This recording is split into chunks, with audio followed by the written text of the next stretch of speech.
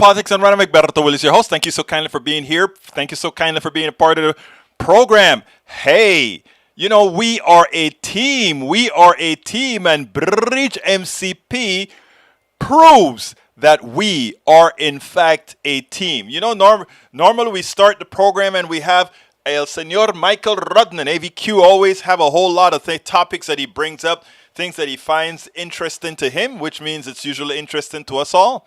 And he's off gallivanting, having a good time. And Bridge MCP says, well, I see Michael is not putting these things up, so I'll do it. Bridge MCP, welcome to Politics Done Right. Thank you so kindly. Leader of our PDR posse, welcome aboard. Michael Rodney, welcome aboard. Lisa Tanksley says, I knew it was coming. Of course, it's unconstitutional. Rose Williams, welcome aboard. Hi, everyone. Listening away from home on my phone today. Enjoy your mini vacation or whatever it is, my dear friend. Let's see. Nanette Bird Smith. ¿Cómo estás, amiga mía? Welcome aboard, Nanette. How are you doing? Anyhow, AVQ says, of course, I'm sure you know what it is by now. I'm still away from Facebook and politics. Quick share. We'll be mostly just listening from away. Look, we're just happy that you're listening, my brother. Anyway, Bridge MCP says, Biden's new mandate. The expansive rules mandate that all employers with more than 100 workers require them to be vaccinated or test for the virus weekly, affecting about 80 million Americans and roughly 17 million workers at the health facilities that receive federal Medicare or Medicaid also will have to be fully vaccinated. Biden is also signing an executive order to require vaccination for employees of the executive branch and contractors who do business with the federal government with no option to test out.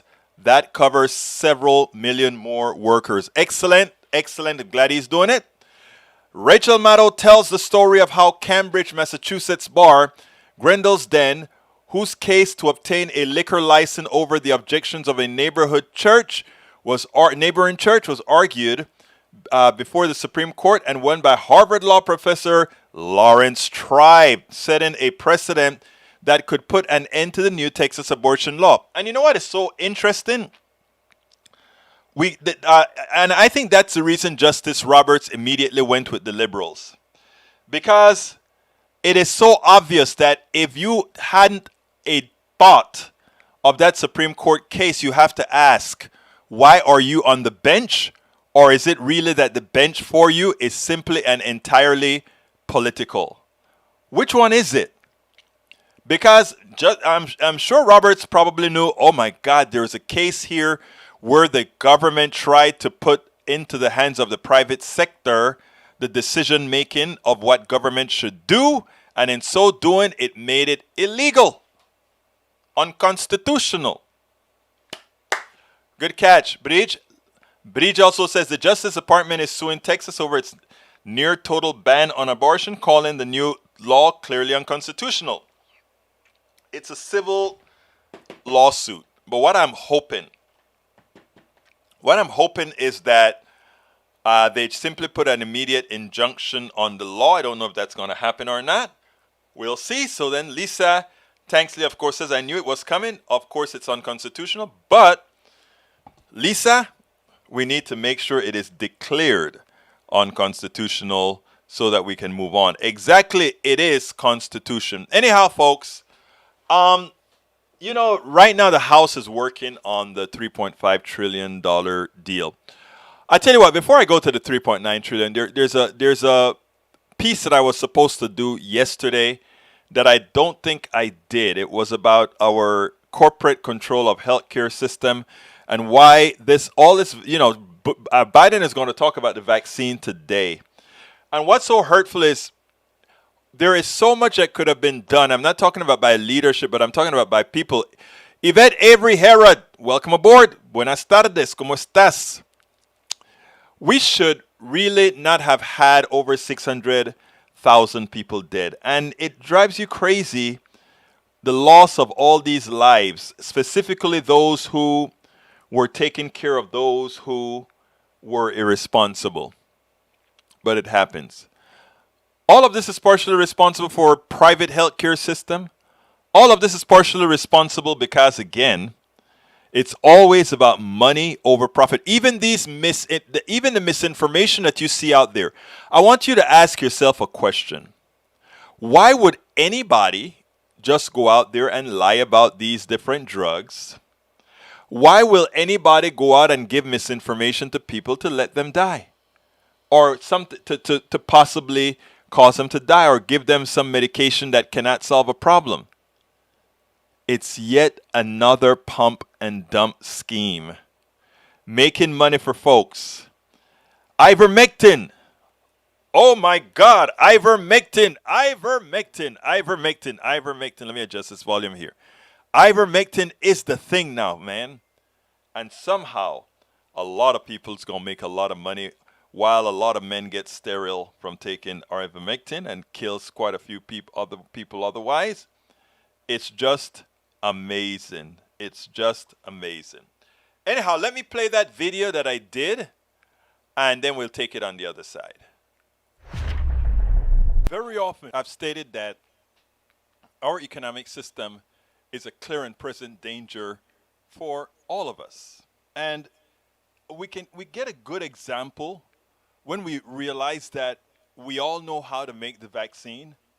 We all know that we could create a Marshall Plan to create factories. I mean, this stuff has been going on for 18 months. A factory may have taken a month or two to build. You know, China built a hospital a week for a while. So we could build factories around the world that mass produce this vaccine and got it into the arms of every single person on the planet who wanted it. We know most would. Most people don't fall for some of the shenanigans that we have allowed to occur here in the United States. So we have the wherewithal to do all of that. And why is it that we don't do it? Because our economic system has strangled us. We're dependent on patents that private corporations have, in as much as these mRNA vaccines were developed with public dollars mostly. And somehow, because of our economic system and lousy politicians, we can't say this is an existential problem for humanity, and as such, we will build factories throughout the world and ensure everybody is vaccinated against this pandemic and any subsequent pandemic that occurs. It should not be in the profit domain, because again, you have to go through the shenanigans as how do I make $1 out of this? I mean, let's give a simple example here. To get the tests right now, cheap tests, we have countries that are charging $3.50. In Great Britain, you get it for free to check for whether you're infected with COVID or not, so that you can mitigate it before it becomes a problem. I want you to listen to this, and then we'll take it on the other side. One tool we should be deploying at a much greater scale than we currently are is rapid testing. Earlier this year, the Food and Drug Administration authorized several rapid COVID tests for over-the-counter use. Then, as COVID cases fell significantly in the spring, Abbott Laboratories, one of the leading producers of these tests, reportedly began destroying inventory with a limited shelf life. According to the New York Times, workers were told to, quote, take apart millions of the products they had worked so hard to create and stuff them into garbage bags. Well, now, as infections continue to surge and millions of kids are heading back to school for in-person learning, demand for these over-the-counter tests are through the roof. And that is because they are a remarkable weapon for the COVID arsenal. For about $25 or so, the at-home antigen tests can deliver a result in about 15 minutes. Are they accurate? Yes, not quite as accurate as the PCR tests, which are processed in a lab. Are they foolproof? No, but any form of testing is better than no testing, which is perhaps why some countries have been using rapid testing for months.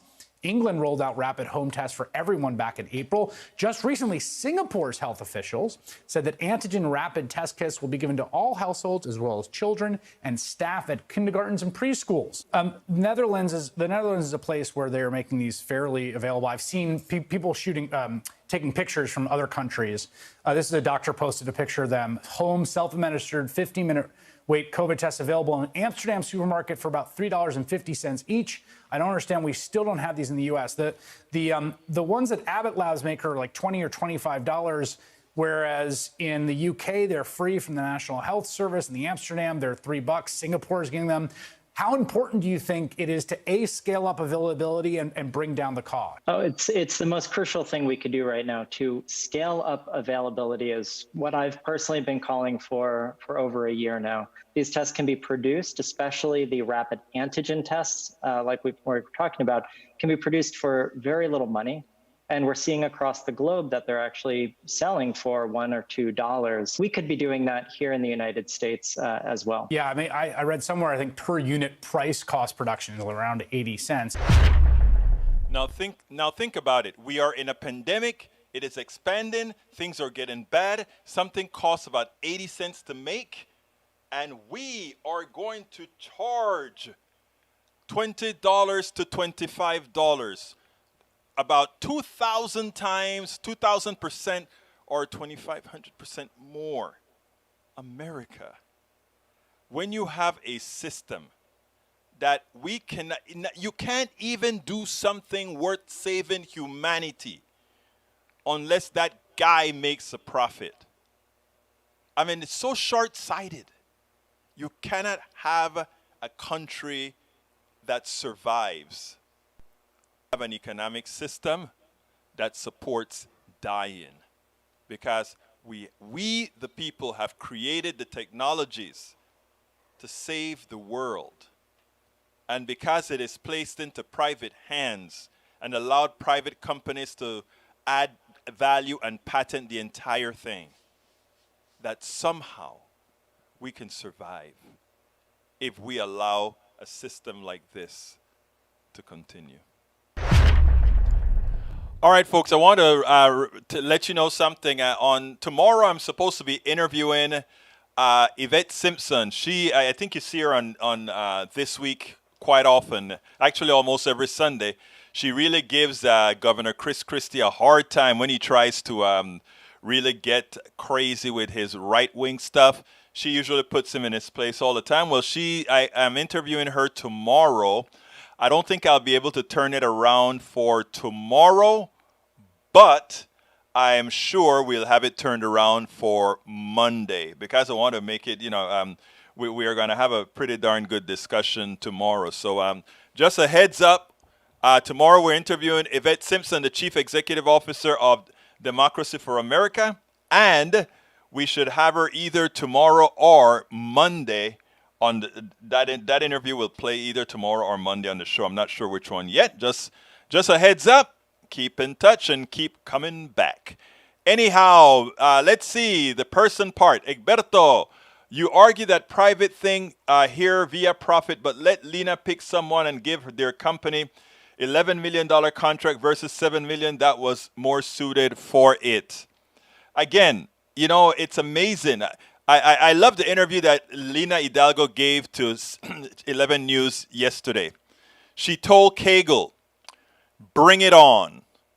Bring it. It's all politics. The only thing that I'm sorry about is that she stopped the contract. You know what big companies know how to do? Let me just warn you guys about this. Big companies know how to lowball prices for small companies so that they get the contract, and after they get the contract, they have enough lawyers around to say, hey, this costs a little bit more than this costs a little bit more than that. When I worked for NASA, that was the biggest scam that I saw. The companies that won the contract lowballed the contract. And after they lowballed the contract, then they went and asked for more money, and they found loopholes to actually get that money. Now, when it comes to the company that Lena Hidalgo chose, I wanted to speak to Lena about this. I will probably get a chance to bring her on sometime. But let me tell you something.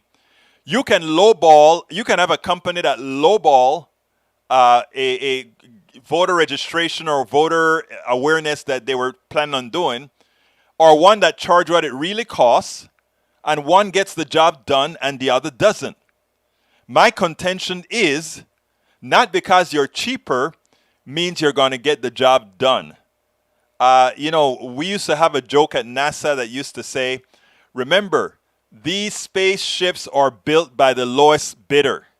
And it was a joke because it was like, assuming if it was really the low bidder, then how reliable could it be?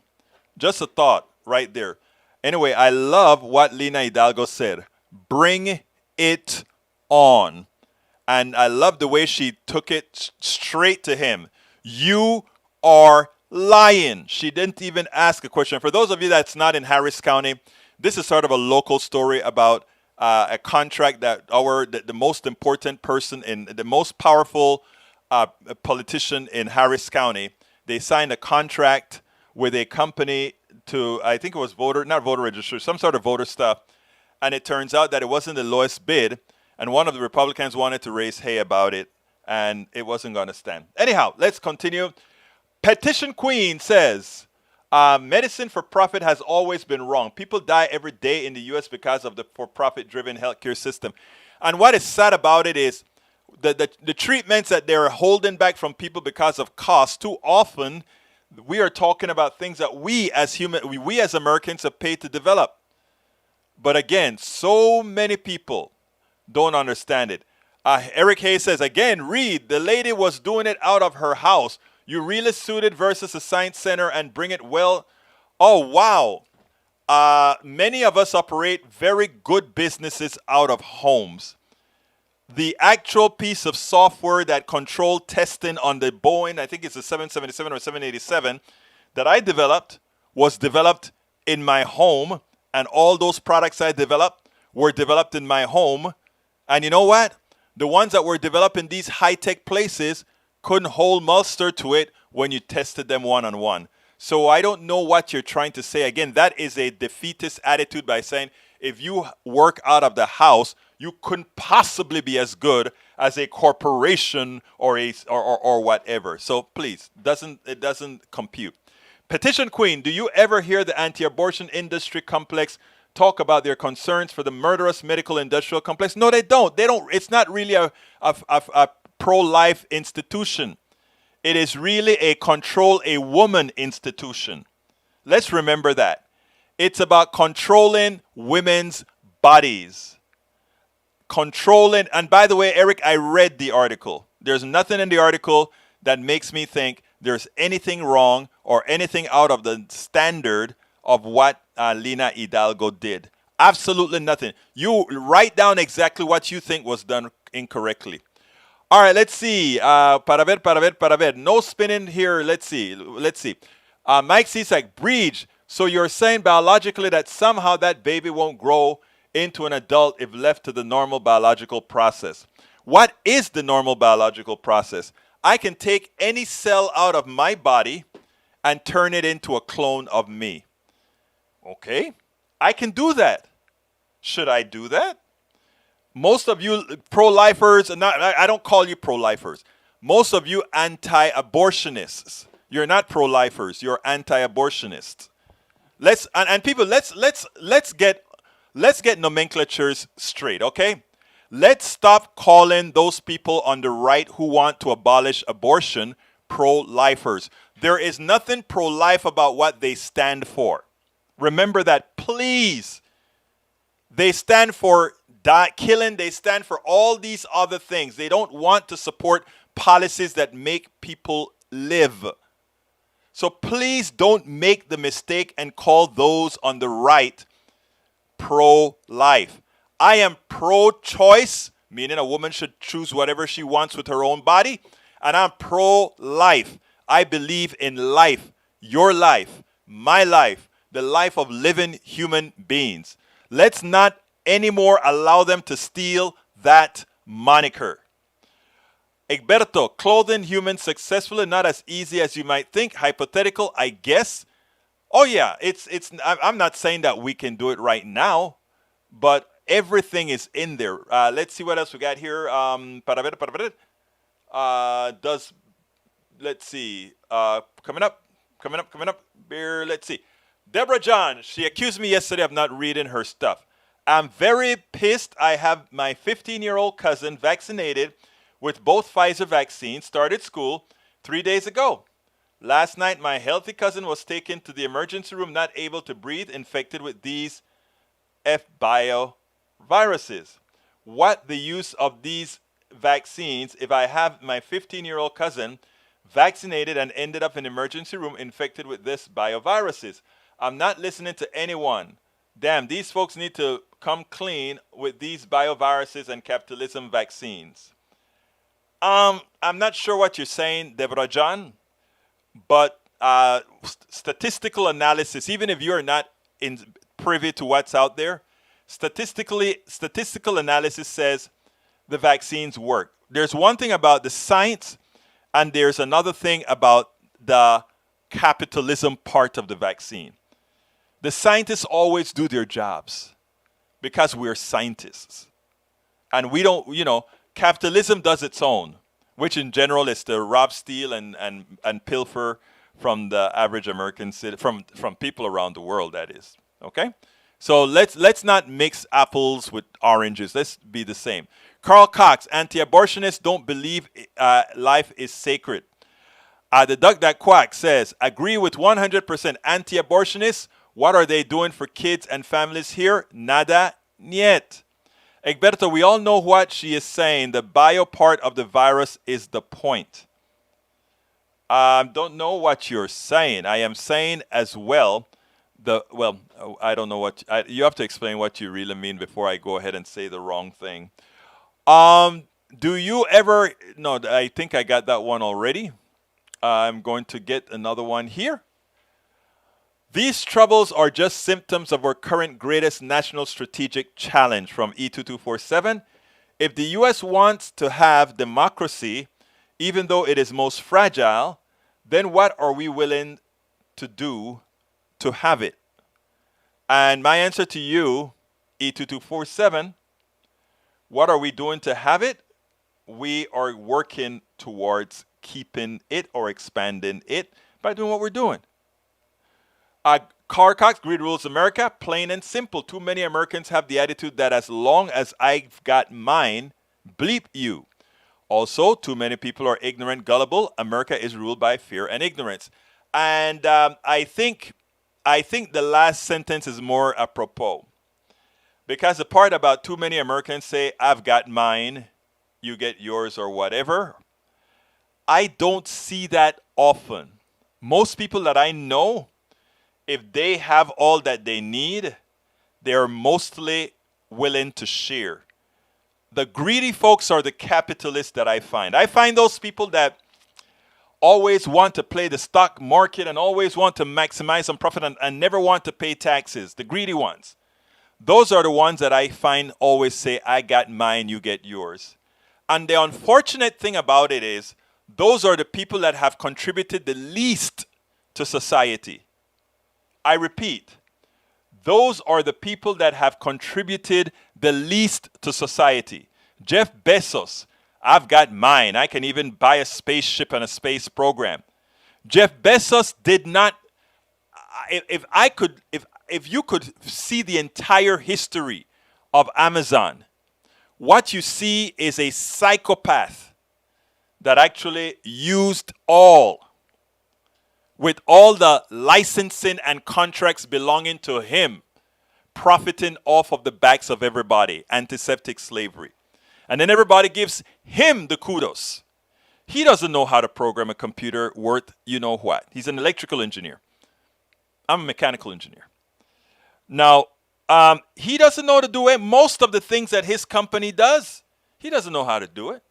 But he's the one who reaps all the reward. You see, when we break things down in a particular manner, and this isn't money envy or anything like this, right? Because, like I said, most people are not like Jeff Bezos. People like Jeff Bezos who hoard money like that, they're psychopaths. For me, if I can pay my bills, my family can be happy, and I can go on a vacation here and there, I'm willing to give away everything else. I don't see, it's hard to, and I put it bluntly, most people that I know are that way. Even the rich people that I know are that way. So let's not make Gecko, remember Gecko from Wall Street? Let's not allow him and others that speak his language make it the norm for the American population, neither right or left. Most people, like I always say, are good. Left or right, most people are good. The problem is that most people as well don't have the fortitude. They don't have the worth, the feeling of worth that let them understand that Jeff Bezos has nothing over them. Bill Gates have nothing over them. Bill Gates had a path. And it is about understanding that all of us have equal access to humanity. And not only that, but we have just as much worth as those billionaires. In fact, many of us have more because we are able to provide more to society than these guys moving papers and moving billions. And if I could get most to understand our worth, then money would mean nothing. Yes, we need money to move around in society. But the people who defined how society works, how you can make money off of money, how capital gains is taxed at a lower rate than regular money, those people that rigged the system, you know what I call my book, How to Make America Utopia, take away, take away the economy from those who rigged it. That second part of the title of my book is important. Take away the economy from those who rigged it. In other words, Jeff Bezos, Bill Gates, they are super, super wealthy, worth a ton of money because of how the economic system is rigged for maximizing capital, minimizing work and worth. We have to understand those concepts. I beg of thee. All right, let's continue reading down. And if I miss you, just tell me, Egberto, you missed something. All right, let's see. What else we got here? I saw some more messages coming in. Amazon, let's see. AVQ says, getting people out of wage slavery into a slightly better form of poverty isn't good enough. Exactly, I agree. Amazon treats its employees badly, injuries galore. Bezos takes 98 cents out of every dollar earned. Yes, as a moral standpoint, anyone, this is AVQ now, everyone who works full-time should be nowhere near a poverty line. Absolutely so. And Bridge MCP says, call the variance what you will. It is still more contagious and dangerous than the flu. Absolutely so. Let's see. AVQ says, Carl Cox, it's nowhere near 98 cents out of the dollar, but I get your point. Actually, let me tell you, if you break it down, if you break it down as far as how much he's worth, and this isn't because of the earnings, but because of the earnings, the maximization of the value of his capital, I think it would be on the order of 98 or 99 cents on the dollar. Take a look at how much of that capital appreciation from his initial investment comes out. And you'll see, I mean, look, what percentage of the company he owns? I don't know. I don't quite recall. But if you break it down, you'll see that he gets the lion's share of it. But anyhow. All right, let's continue. We are at half the hour. Folks, if you are on YouTube, I want to ask you to please go ahead and click on that join button and please become a member of our PDR posse. We could not do it without you. We need 1,000 members. I think we've actually dropped to like 300 today because I think probably, you know, every so often a credit card doesn't go through with. I don't do this. This is all done by YouTube. So please go ahead and become a member of our PDR posse by clicking that join button. Alternatively, you can also become a patron. We need 1,000 patrons and 1,000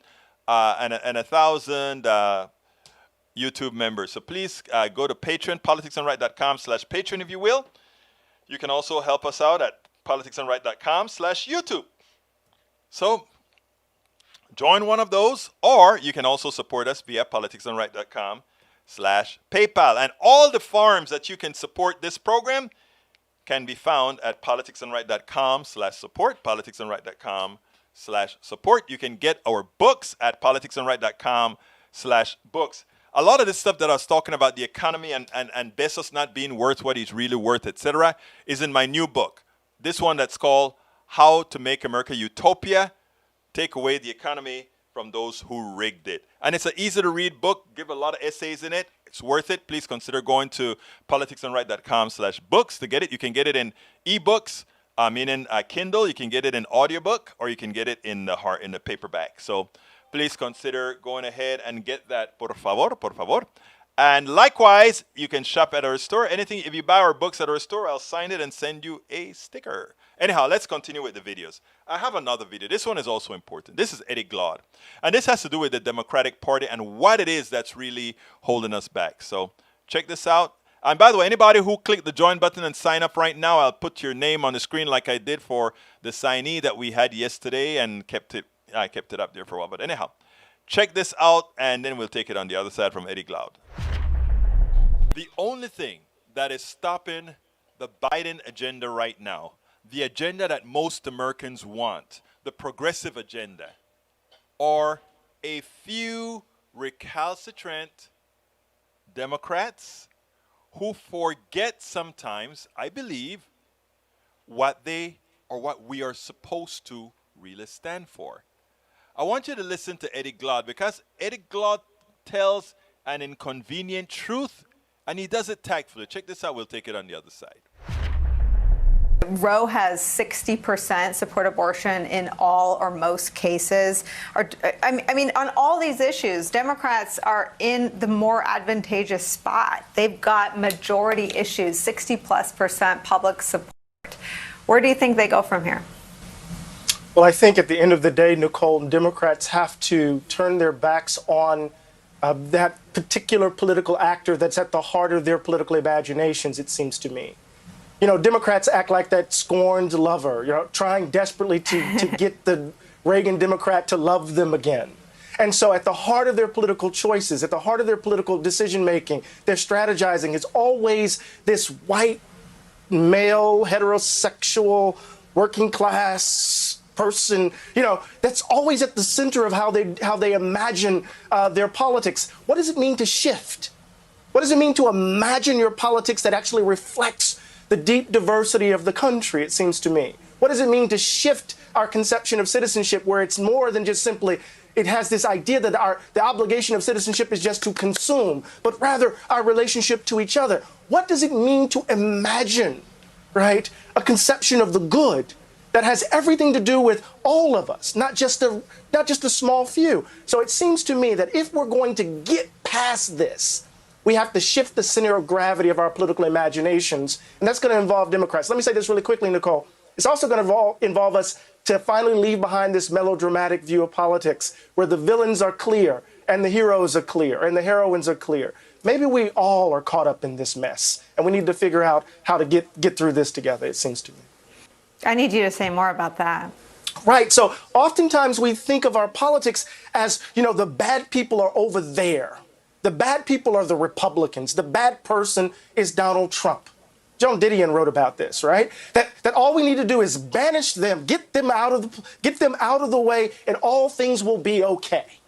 Well, what we're seeing in this political mess that is Washington, D.C., is that the problem isn't just simply Republicans.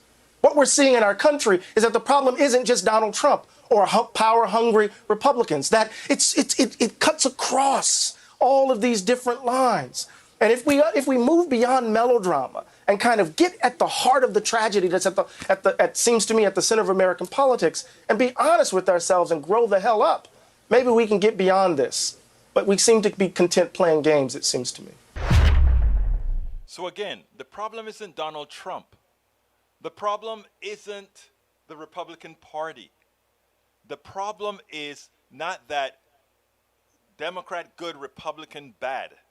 The problem is plutocracy, putting people against each other and having us make the wrong decisions. I know that's a little bit far-fetched. No, it's not. You see, the plutocracy only has to have the party that they consider good, the party that they consider bad, and have some bad ones in that party they consider good to muck things up. And in doing so, get nothing done.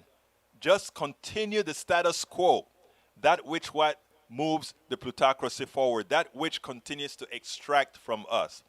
Eddie Glaude said it quite well. We don't look at others as the enemy. We look at those who are supporting all of us. Every single American. And if the Democratic Party would live up to that ethos now, then the problems would be solved. There will be, or would be a $3.5 trillion infrastructure as a starting point. I want to quickly address two things. My two conservative brothers here. First, let's go to, let's see, who is it that I want to talk to? He said something, Eric Hayes. Let me tell you something, Eric. First of all, the 3.5 trillion bill that's being written is being written in a form that it's paid for. How is it going to be paid for? First of all, that 3.5 trillion, and I'm going to spend some time telling you guys this thing because you're going to have the lies from the right, and the misinformation is going to be believed by many who believe who are gullible enough to believe the information coming from the right side. So let me enlighten. The $3.5 billion is going to be, so far, paid for. If the progressive Democrats get to have the input in the bill like they say they have, and they listen to also what the president says he wants, it's going to be paid for. And how is it going to be paid for? Remember, $3.5 trillion is over 10 years. So call that $350 billion. Right now, we are allowing $186 billion to go uncollected from rich people. And Republicans and centrist Democrats don't want to hire enough people to get that money back. So let's say they compromise and they hire enough to get just $75 billion of that back per year, okay? And then now we are going to increase the corporate tax also from the 21% scheme that Donald Trump did back up to, let's say, 30, 20, 26, 27% or whatever it's going to be. And there are some other taxes that we can raise from the people who have been pilfering of the American citizens. There is enough money, over $350 billion a year, to pay for the infrastructure bill. But then there's a give back here, right? Anybody who studies Economic 101, the Republicans used to like to say, our tax cuts pay for themselves. But it has always been a lie. And it's a lie because if you put money, the tax cut is money into the hands of the wealthy has no reason to buy anymore. They can buy whatever they want, tax cut or not. They're wealthy. But if that money instead goes to the people that needs more money, the middle class and the poor, that money lends itself into the economy immediately. How is that the case? Well, they're going to give childcare, which is expensive, but that money goes into creating more childcare businesses, and more those people that are hired are going immediately to pay more, to buy more things. It increases the economy. They're going to give family leave. Right now, family leave is unpaid. So they go ahead and they give family leave. That's more money into the economy. So all these dollars that are taxed out from the wealthy, which have been hoarding money that they are undeserving of because they really didn't earn it, they're stealing it from those who work. All that money now goes back into the economy. And ironically, they even continue to they get back some of that money because of the increased amount of money circulation. My contention, though, is when that money recirculates, they shouldn't get a damn thing back because they're, in effect, antiseptic slave drivers. But that's another story, and that is for whenever people decide to really, really assert their worth to ensure that never again can the wealthy rip them off as they are doing right now. Because, again, the wealthy are generally undeserving. And I'm not saying that I am envious or anything like that. They're undeserving. I have already explained to you guys how easy it is to make money when you're in the capital class. And, you got a product and you just have to chuck and repeat. But that does very little for the economy. Anyhow, the other person I want to do is Mike Cisak. So anyway, Republicans don't pay for their tax cuts. They don't pay for their spending because they don't like tax increases. Democrats have always been tax and spend. In other words, if we're going to spend it, we're going to tax and then spend it. Let's remember that. The people who have blown our budgets have been Reagan, Bush, and Trump. The people who have brought down the debt have been Obama, Clinton.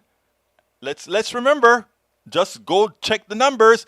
And let's also remember, economic activity is always better under Democratic rule than Republican rule. You don't have to take my word for it. Look it up. You don't have to take my word for it. Just look it up.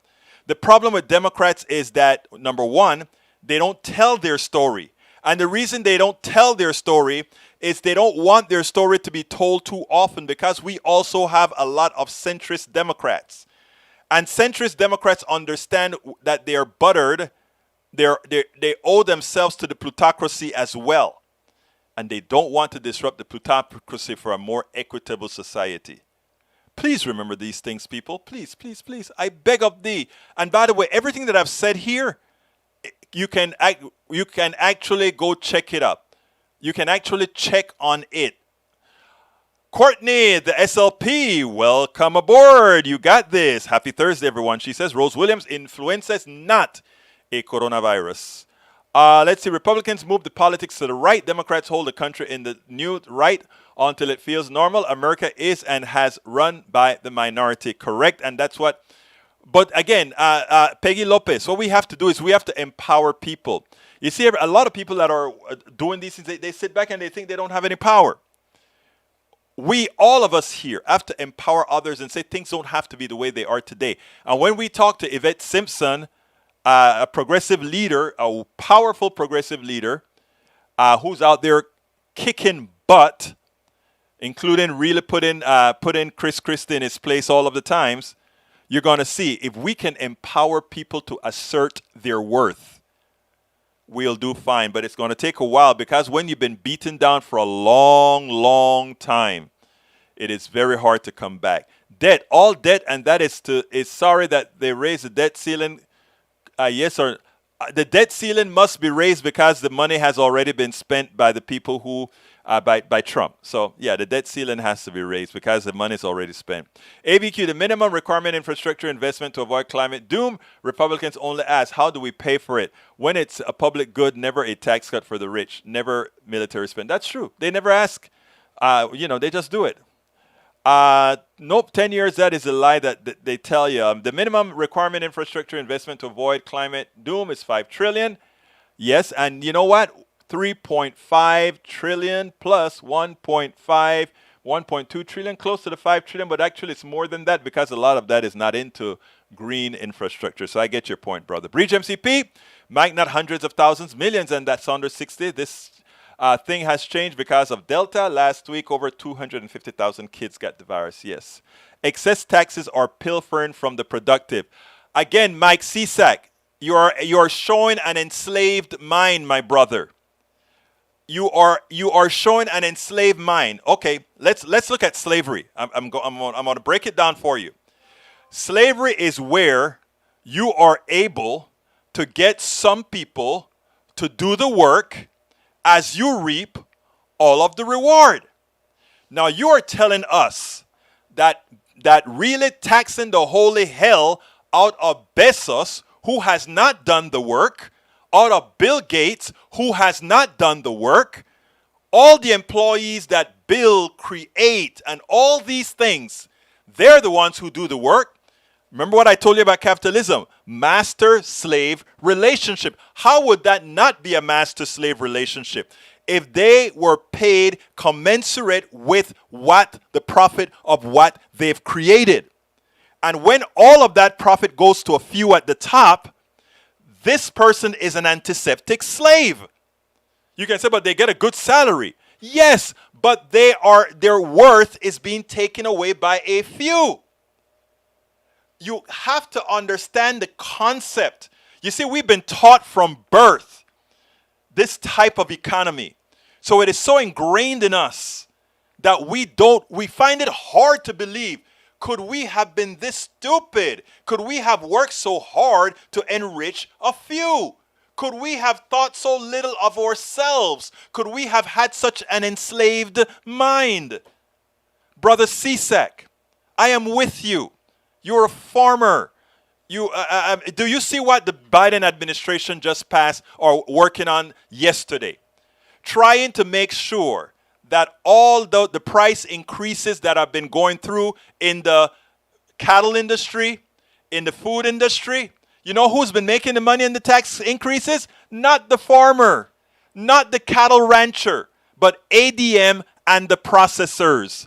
They've been buying all the stuff from you guys for cheap. Capitalism. You're a slave. Now they're investigating, how can we stop that from happening? How can we ensure that these costs, that these supposedly inflationary costs, actually pays the farmer? I want you guys to think about it. Get out of your thought process, your enslavement. Because again, slave used to look like, it used to be a pigmentation thing we thought. Me, slave. That's what we thought of as slavery. But slavery was never a black thing. Slavery was always an illusion. It was just that the black thing worked harder than the next level of slaves, which is you. If you can understand these concepts, we can work together like we should. And do what, again, as I say in my book, How to Make America Utopia. Whoops, right here. How to Make America Utopia. Take away the economy from those who rigged it. That's what it's all about, brothers and sisters. Egberto, what about the real tax on normal people? Inflation and everything. Again, you're missing the point. Enslavement thinking. That is what we're doing. Prices of food and all of that went up. Why? Was it that it cost more to make the food? No. The processors started to they decided to do it. Remember, whatever the market will bear, and those who have the power, the pricing power. Listen to my video called Pricing Power. Remember when I gave you guys the story about my ComDRV NT product? I had pricing power, so I could charge whatever the market will bear. It had nothing to do with honesty or what it was worth. It was simply that I have pricing power, and most Americans don't have that because deep inside the economic system is flawed. It's flawed, and that's all we've learned all our lives. But let's see. We will all pay Friday or Biden. Again, crony capitalism and economic policy works for the mega rich and mega corporation. Exactly. When Democrats run Congress, deficits are massive. Again, all you have to do is read. The data is out there. That's a lie. Just go read. Please, Mike Cisak. I think you still can read, sir. Please read. That's a lie. It's a complete lie. It's not even the biggest deficit we've ever had on a per GNP basis was when Reagan came into office. He cut taxes, increased the military budget, and increased spending. Biggest deficit we've ever had comparatively. Second one, Senor Trump. Look, all you have to do is read and look at the numbers. Congress is who actually makes the budget get spent, not presidents. Reagan tax cuts, double tax revenues. Keep buying the lie. Eric Hayes, no, because they want to get trillions out of debt. Eric Hayes, Venezuela is making all the trillions being spent.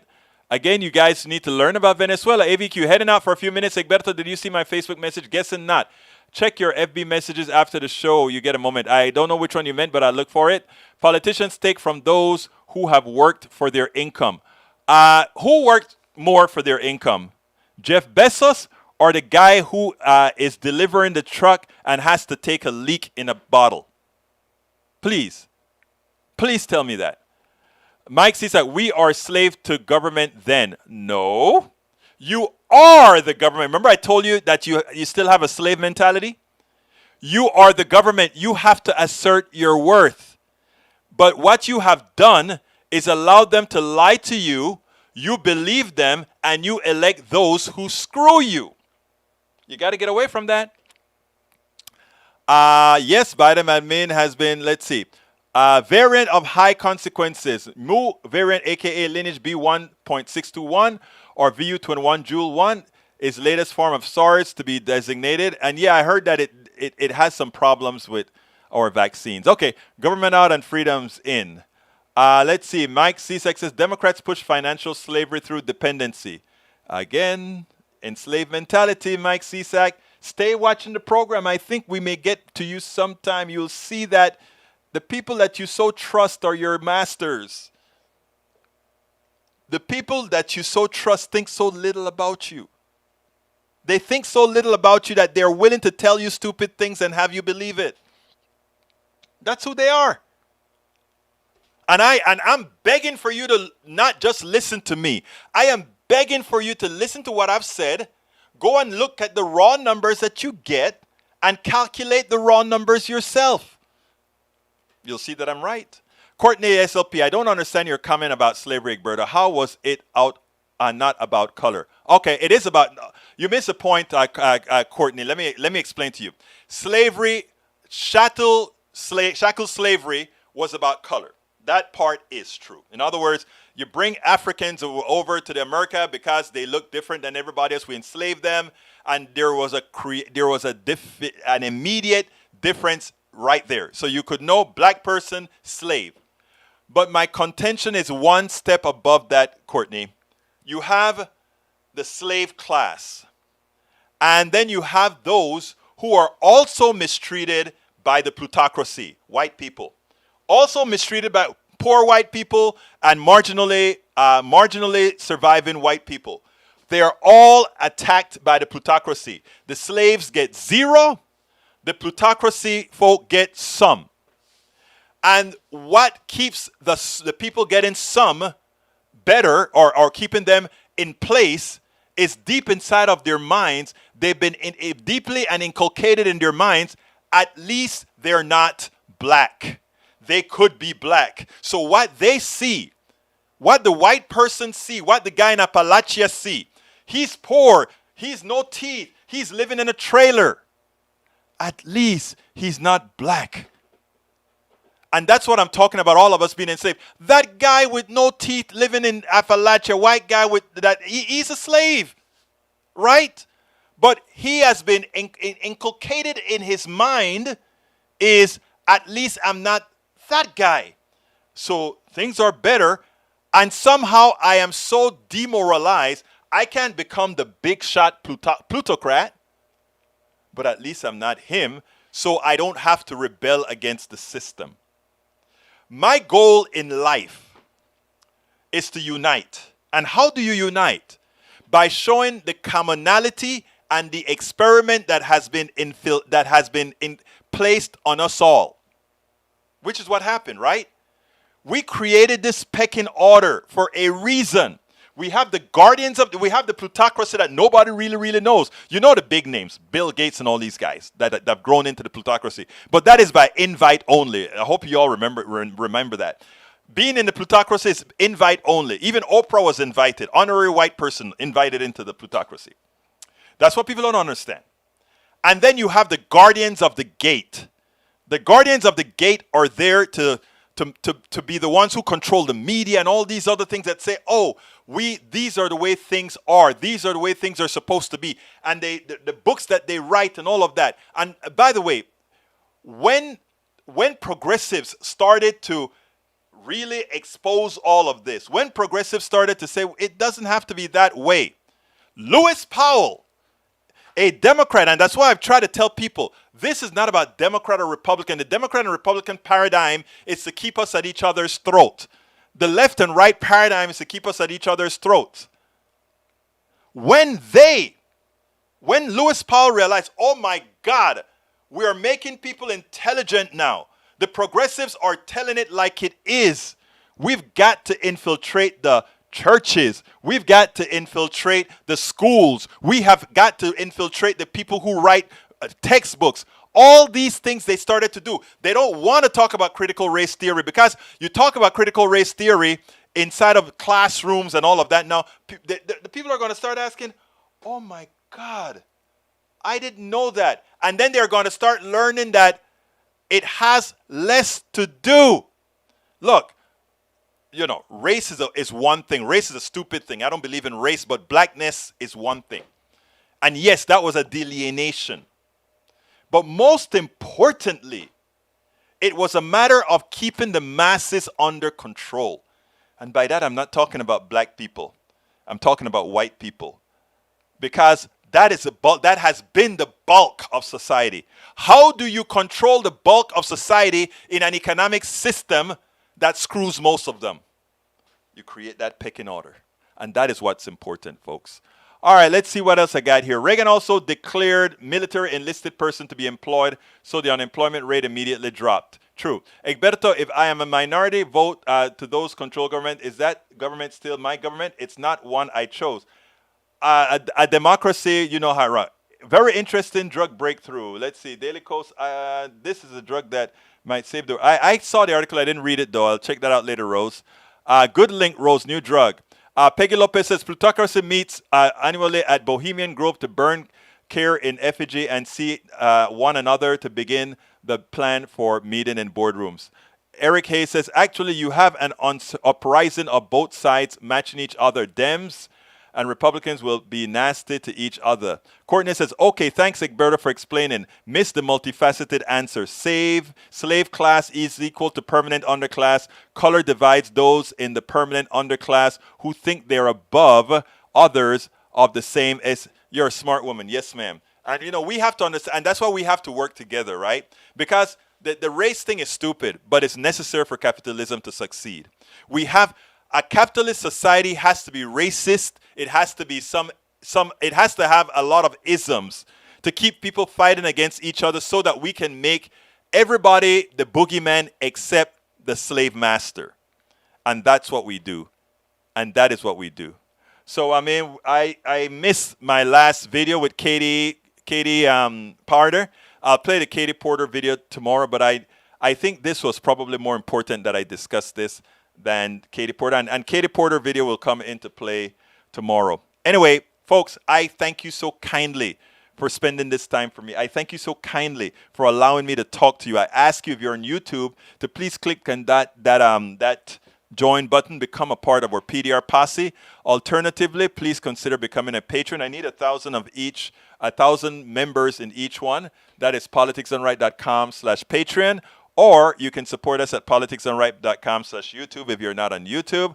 Likewise, if you want to get our books, which, I think it is time for you to get that book, How to Make America Utopia. Please get that book, How to Make America Utopia. And the reason I'm asking you to get that book, How to Make America Utopia, is a lot of what I talk about, antiseptic slavery, how we're all all these isms force us to be against each other, and capitalism and our economic system cannot work unless we have them. You can see a lot of those stories in that book. So consider getting the book at politicsdoneright.com/books. If you want to get it directly from me, where I'll sign it and also send you a bumper sticker with it, please go ahead and go to politicsdoneright.com/store. politicsdoneright.com/store. Look, thank you so kindly for spending this time with me. I couldn't do this without you. Please join us. My name is Egberto Willis. This is Politics Done Right. And you know how I get out of this, baby. I am what? Out.